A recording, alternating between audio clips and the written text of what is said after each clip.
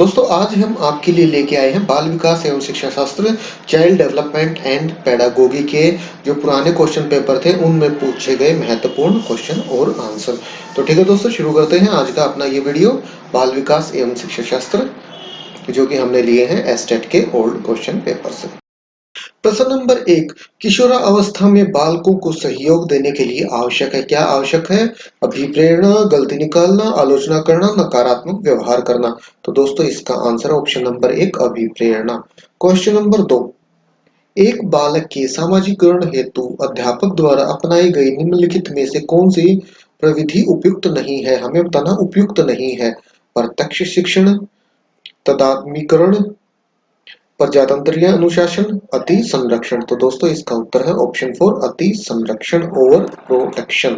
Question number 3, एक किशोर के संवेगों के विषय में निम्नलिखित में से गलत कथन कौन सा है? इसमें भी हमें गलत कथन पहचानना है। संवेग अभिव्यक्ति अधिगम द्वारा परिवर्तित होती है। संवेग स्थायी होता है। प्रत्येक संवेग से एक भावना जुड़ी होती है। संवेग बाहरी उद्दीपनों से जागृत होता है। तो दोस्तों इसका आंसर है ऑप्शन नंबर 2 संवेग स्थायी होता है। बिल्कुल गलत है, संवेग बिल्कुल भी स्थायी नहीं होता है। Emotions are permanent. Question number 4, समेकित शिक्षा से तात्पर्य है। चार ऑप्शन है। व्यक्तिगत भिन्नताओं को सामान्य कक्षा कक्ष में पूरा करना, व्यक्तिगत भिन्नताओं को विभिन्न कक्षा कक्षों में पूरा करना, व्यक्तिगत भिन्नताओं को विशिष्ट विद्यालयों में पूरा करना, व्यक्तिगत भिन्नताओं को घर पर अनुदेशन देकर पूरा करना। तो दोस्तों इसका आंसर ऑप्शन नंबर 1 व्यक्तिगत भिन्नताओं को सामान्य कक्षा कक्ष में पूरा करना। Meeting individual differences in journal classroom. Question number आगे है 5, किशोरावस्था में व्यवहार व मनोवृत्ति पर सबसे ज्यादा प्रभाव पड़ता है। किसका पड़ता है? शिक्षक का, माता पिता का, संगी साथियों का, चलचित्रों का। इधर भी देख लीजिए, in adolescence behaviour and attitude are affected mostly by teacher, parents, peer groups, films. तो दोस्तों इसका आंसर है ऑप्शन नंबर 3 संगी साथियों का, पीयर ग्रुप्स का। क्वेश्चन नंबर 6, छात्रों में नैतिक मूल्यों का प्रभावी रूप से विकास किया जा सकता है यदि अध्यापक क्या करें? बार बार मूल्यों की बात करें, स्वयं उन पर आचरण करें, महान व्यक्तियों की कहानियां सुनाएं, देवी देवताओं की बात करें। तो दोस्तों इसका आंसर है ऑप्शन नंबर 2 स्वयं उन पर आचरण करें। Himself practice them. Question number 7, विवेचनात्मक चिंतन व्यक्ति में वे योग्यताएं और कौशल विकसित करने में सहायक है जो कि मूर्त अनुभव प्रदान करना, उचित व्याख्या, विश्लेषण, मूल्यांकन और निष्कर्ष निकालना, कुछ उत्पन्न करने और निर्माण करना, प्रतिक्रिया की विधियों का चिंतन करना। तो दोस्तों इसका आंसर है ऑप्शन नंबर 2 उचित व्याख्या, विश्लेषण, मूल्यांकन और निष्कर्ष निकालना। क्वेश्चन नंबर 8, अभिभावकों द्वारा और अध्यापकों द्वारा किशोर से व्यवहार की सर्वोत्तम विधि है। एक तंत्रीय, अनुज्ञात्मक, प्रजातांत्रिक, नियंत्रणात्मक। तो दोस्तों इसका आंसर है ऑप्शन नंबर 3 प्रजातांत्रिक। प्रश्न नंबर 9, निम्नलिखित में से कौन सा किशोरावस्था में सामाजिक विकास का एक लक्षण नहीं है? अपने वह समूह का एक सक्रिय सदस्य होना, विपरीत लिंग के प्रति आकर्षण होना, मैत्री संबंधों में भारी कमी होना, विशिष्ट रुचियों में विस्तार होना। तो दोस्तों इसका आंसर है ऑप्शन नंबर 3 मैत्री संबंधों में भारी कमी होना। अब चलते हैं क्वेश्चन नंबर 10 की तरफ। एक किशोर अपने बाएं हाथ से कार्य करता है जैसे खाना लेना या लिखना, इस विकास का कारण है। तो क्या कारण है इनमें से?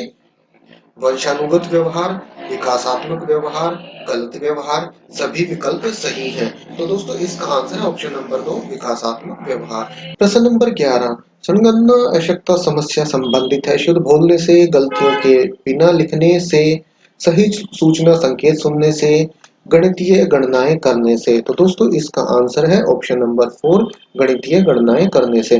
प्रश्न नंबर 12, सतत और व्यापक मूल्यांकन का उद्देश्य है। केवल बालक की तर्क शक्ति का मूल्यांकन करना, विकास के सभी पक्षों का मूल्यांकन करना, केवल छात्र के ज्ञान का मूल्यांकन करना, केवल छात्र की समझ का मूल्यांकन करना। तो दोस्तों इसका आंसर है ऑप्शन नंबर 2 विकास के सभी पक्षों का मूल्यांकन करना। क्वेश्चन नंबर 13, निम्नलिखित में से कौन सी सृजनात्मक बालक की विशेषता या योग्यता नहीं है? विस्तारता, मौलिकता, विशुद्धता, नवीनता। तो दोस्तों इसका आंसर है ऑप्शन नंबर 3 विशुद्धता। Question number 14। अधिगम प्रतिफल का तात्पर्य है बालक के व्यवहार में होने वाला परिवर्तन, शिक्षक की शिक्षण विधियों में परिवर्तन, पाठ्य वस्तु का परिमार्जन, पाठ्य वस्तु का पुनर्होना। तो दोस्तों इसका आंसर ऑप्शन नंबर 1 बालक के व्यवहार में होने वाला परिवर्तन। Question number 15। संवेगों का विभेदीकरण किस समय होता है? बच्चे के जन्म के समय, शैशवावस्था के दौरान, किशोरावस्था के दौरान, वयस्कावस्था के दौरान। तो दोस्तों इसका आंसर है ऑप्शन नंबर 2 शैशवावस्था के दौरान। नंबर 16। बालकों के व्यक्तिगत विभेदों को पूरा करने में निम्नलिखित में से कौन सा प्रावधान उपयुक्त नहीं है? उनकी योग्यताओं का आकलन होना चाहिए, उपयुक्त सुविधा और सामग्री उपलब्ध कराई जानी चाहिए, उन्हें चिन्हित कर लेना चाहिए, व्यक्तिपरकता अनिवार्य करना चाहिए। तो दोस्तों इसका आंसर है ऑप्शन नंबर 3 उन्हें चिन्हित या लेबल कर लेना चाहिए। Question number 17।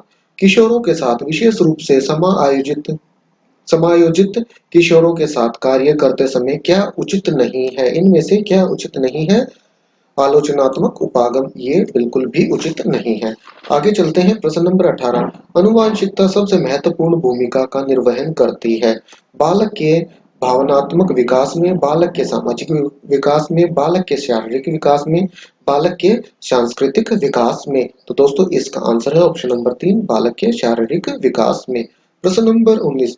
एक अच्छे अध्यापक के लिए सीखने के सिद्धांतों की जानकारी आवश्यक है क्योंकि इससे अनुशासन बनाए रखने में सहायता मिलती है, पाठ्य वस्तु को रोचक बनाने में सहायता मिलती है, पाठ्य वस्तु को सरल तरीके से समझाने में सहायता मिलती है, इससे समय की बचत होती है। तो दोस्तों इनमें से जो सबसे उपयुक्त है वो यही है ऑप्शन नंबर 3 पाठ्य वस्तु को सरल तरीके से समझाने में सहायता मिलती है, जो कि एक शिक्षक का एक बहुत ही महत्वपूर्ण कार्य है। प्रश्न नंबर 20।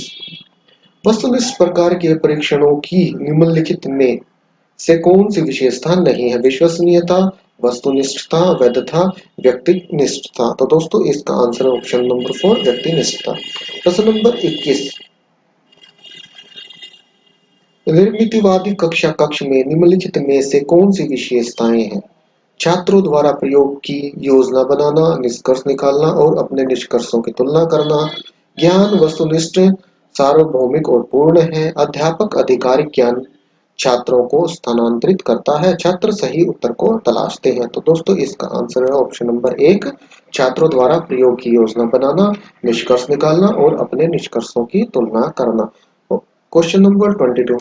निम्नलिखित में से कौन सा अधिगम का एक थार्डाइक द्वारा प्रतिपादित अधिगम का प्राथमिक नियम है? तो कौन सा है इनमें से?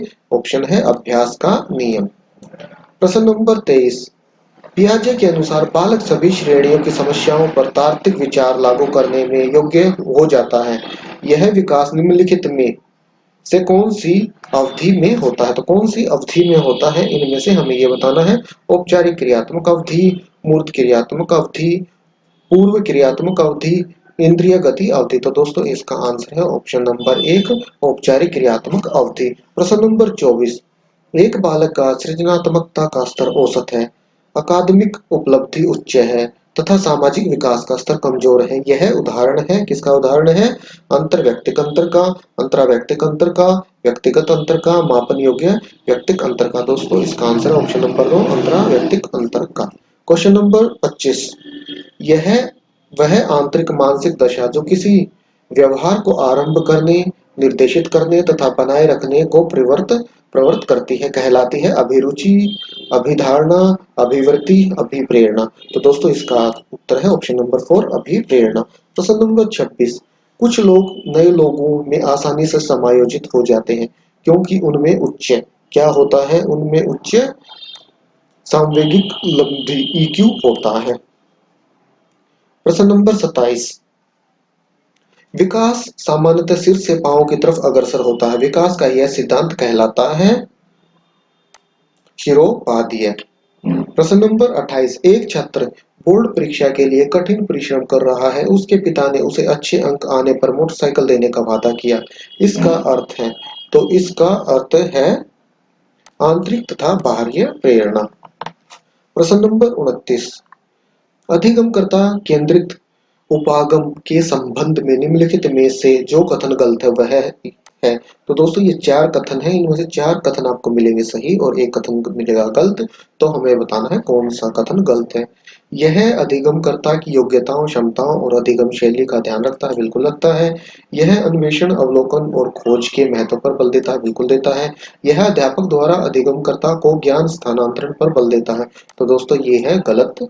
ऑप्शन नंबर 3 है इसका सही आंसर। और चौथा पद, इसके बाद चलते हैं लास्ट क्वेश्चन पे, क्वेश्चन नंबर 30 पे।